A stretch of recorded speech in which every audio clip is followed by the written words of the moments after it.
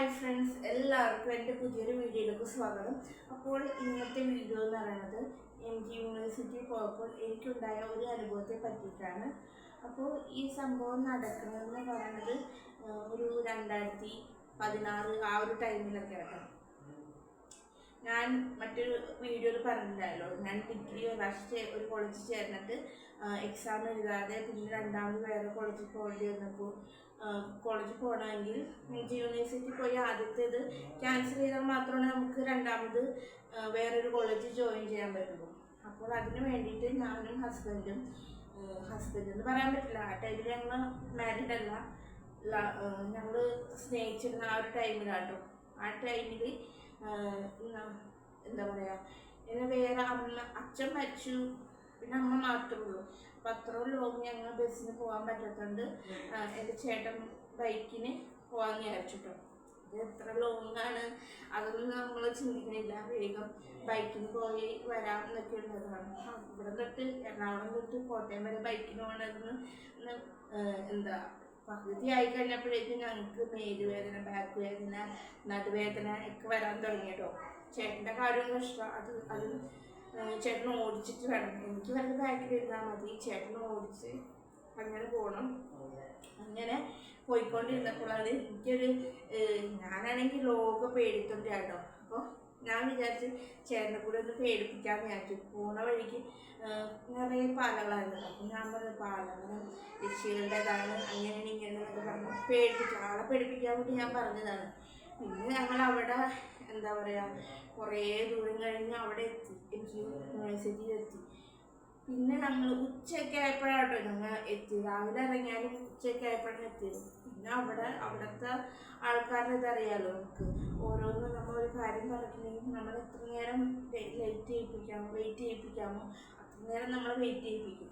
അപ്പോൾ ഉച്ചക്ക് ഒരു 2 മണിക്കെങ്ങാനും തീരേണ്ട കാര്യമായിരുന്നു കേട്ടോ. അവരുടെ ഇത് കാരണം ഒരു 4 മണിയൊക്കെ ആയപ്പോഴാണ് അത് തീർന്നത്. പിന്നെ ഞങ്ങൾ നോക്കിയപ്പോൾ പുറത്തേക്ക് നോക്കിയപ്പോഴാണെങ്കിൽ പൊരിഞ്ഞ മഴയും ഇടിവെട്ടും, അങ്ങനെ കുറേ നേരം അവിടെ തന്നെ നിന്നു. പിന്നെ വിചാരിച്ചു എന്തായെങ്കിലും ആവട്ടെ, നമുക്ക് അവിടെ നിന്ന് അങ്ങോട്ട് പോകുന്നതല്ലേ പറ്റുള്ളൂ, അപ്പോൾ തിരിച്ച് വരാമെന്ന് വിചാരിച്ചു. ഞങ്ങളുടെ കയ്യിലാണെങ്കിൽ ഫോട്ടോ കാര്യങ്ങളോ ഒന്നും എടുത്തിട്ടില്ല. അപ്പോൾ എന്താ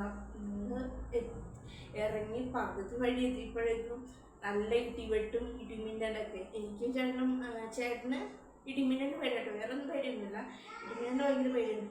അപ്പോൾ എനിക്കും ചേട്ടന് നല്ല പേടിയായിട്ടുള്ള നല്ല ഇടിവെട്ടും മഴയും ഒക്കെ ആയിട്ട്. ഇപ്പം ഞങ്ങൾ ഒരു പലചരക്ക് കടയുണ്ട്, അതിൻ്റെ സൈഡിൽ അവിടെ ഷീറ്റൊക്കെ ഉണ്ടായിരുന്നു. അപ്പോൾ അതിൻ്റെ ഉള്ളിൽ ഞങ്ങൾ കയറി നിന്നു കേട്ടോ. കുറച്ച് നേരം മഴ പോകുമെന്നൊക്കെ അറിയാനായിട്ട് അങ്ങനെ കയറി നിന്നു.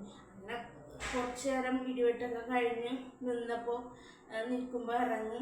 പിന്നെ അങ്ങോട്ട് ഇടിവെട്ട് വരുമ്പോൾ പിന്നെ എവിടെയെങ്കിലുമൊക്കെ കയറിക്കും, അങ്ങനെ വന്നുകൊണ്ടിരുന്നത് കേട്ടോ.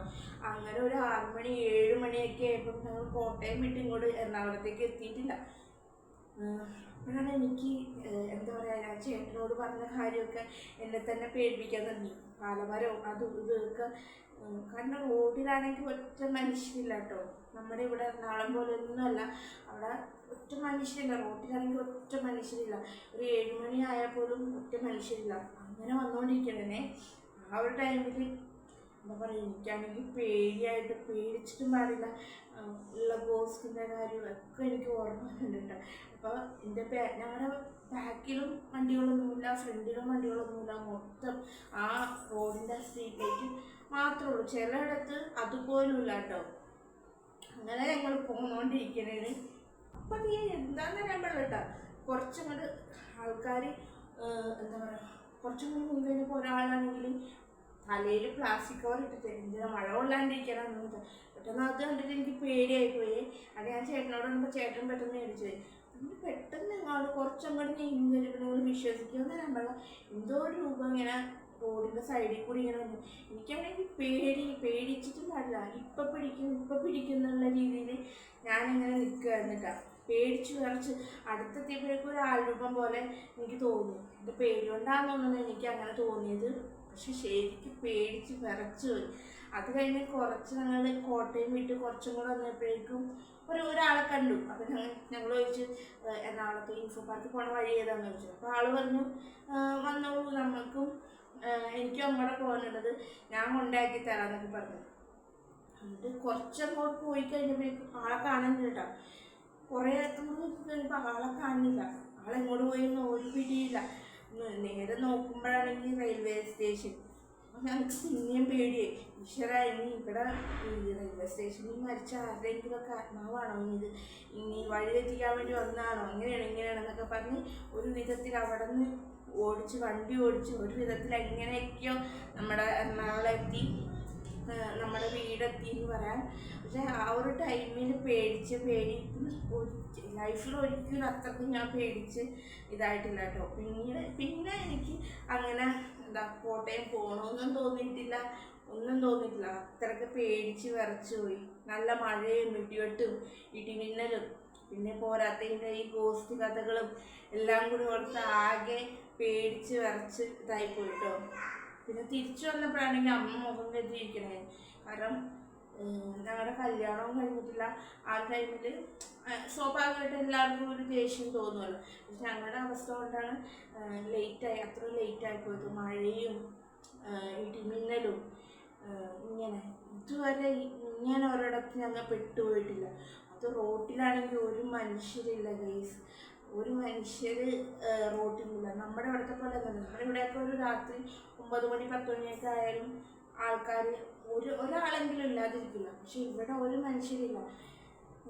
കോട്ടയത്ത് ആരെങ്കിലും ഇത് കാണുന്നെങ്കിൽ ഒന്ന് കമൻറ്റ് ചെയ്തിട്ട് എന്താണ് ഇങ്ങനെയെന്ന്. എനിക്കറിയാൻ പാടില്ല. റോഡിലൊന്നും ഒറ്റ മനുഷ്യരോ ഇല്ല, ഒന്നുമില്ല. അപ്പോൾ ഇന്നത്തെ ഇത്രേ ഉള്ളൂ. എനിക്ക് കോട്ടയം പോയപ്പോൾ ഉണ്ടായ ഒരു അനുഭവം ഞാൻ നിങ്ങളുമായിട്ട് ഷെയർ ചെയ്തിട്ടുണ്ടായിരുന്നു. അപ്പോൾ ഇന്നത്തെ വീഡിയോ ഇത്രേ ഉള്ളൂ. നിങ്ങൾക്ക് വീഡിയോ ഇഷ്ടപ്പെട്ടാൽ ചാനൽ സബ്സ്ക്രൈബ് ചെയ്യാനും ലൈക്ക് ചെയ്യാനും ഷെയർ ചെയ്യാനും ഒന്നും മറക്കരുത്.